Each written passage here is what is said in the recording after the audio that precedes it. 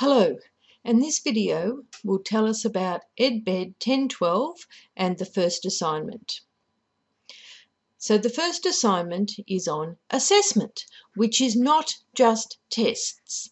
There are many other ways for teachers to assess their children, to know what they're doing well, their strengths and weaknesses, and more importantly, what they still need to learn next.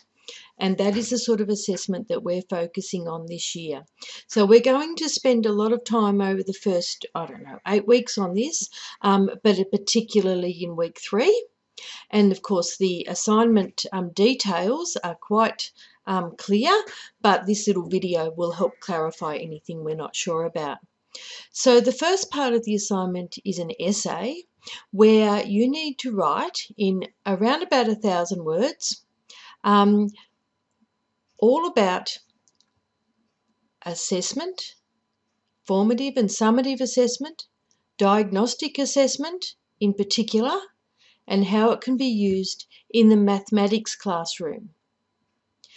Please put in some examples of how diagnostic assessments can be used in the mathematics classroom in your essay.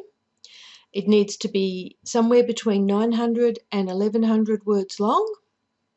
And you need to refer to 4 journal articles.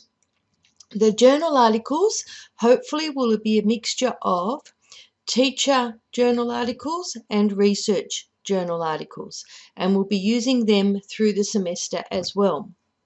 There's a PowerPoint in week 3, a really excellent PowerPoint that shows you how to do your APA referencing, and it also shows you how a little bit of guidelines as to essay structure, where you have the introduction and then some body paragraphs and then you have your conclusion, and it should all fit nicely. If you haven't used your 900 words, you probably haven't added enough detail, and if you've gone over 1,100, it probably means that you've waffled on a bit. So we want to learn to be concise with explaining everything that you've been learning about assessment with a couple of mathematics examples.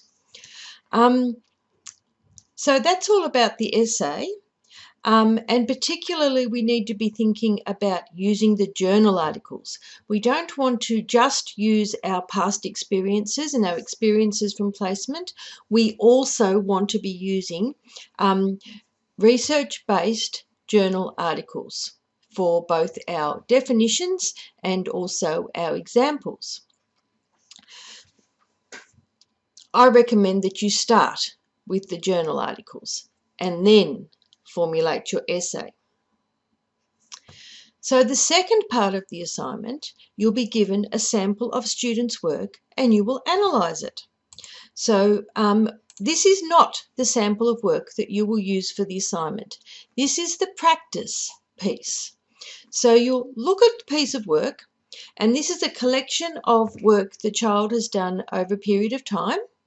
They might have done the first few questions in one day and the next few questions another, and then they've done some physical manipulatives. They've played with the MAB blocks, they've worked with their tiny teddies, and they've made some representations of some numbers to indicate their place value knowledge.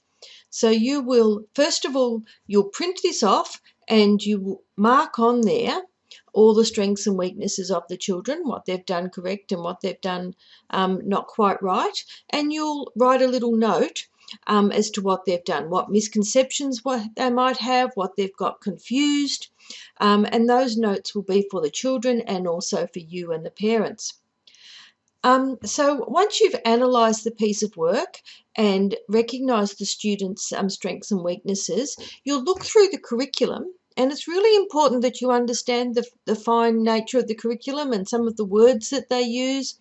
So look at the curriculum and try and identify which of the curriculum statements that the student has mastered and which ones they are still working towards. Okay, so once you've made a few paragraphs about, or perhaps a few dot points about the curriculum statements, so then the next part of the assignment is when you write some feedback to the student or to the parent about, like a school report, about their strengths and weaknesses. And then the final part of the assignment is when you think about what this child needs to learn next, what manipulatives will be helpful, what questions would be good to ask, what learning activities would be good to do, and that one will be a couple of paragraphs. Whenever you're doing any assignment, you'll look at your rubric. So for the essay, you'll be marked on content and clarity, and then also on referencing and the layout of the essay as such.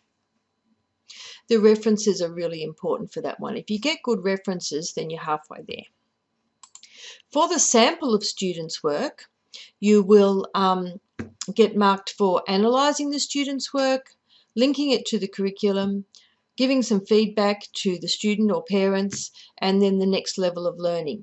This one, it's a little bit harder to estimate how many words you're going to need, because some of them are going to be physically on the sample of student work and some of them will be in dot points and so forth.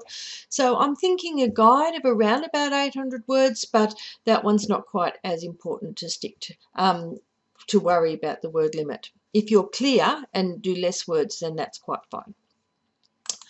Okay, so hopefully this assignment is really helpful to you as you prepare to be a teacher, and it will help you in your other subjects and help you when you're on placement.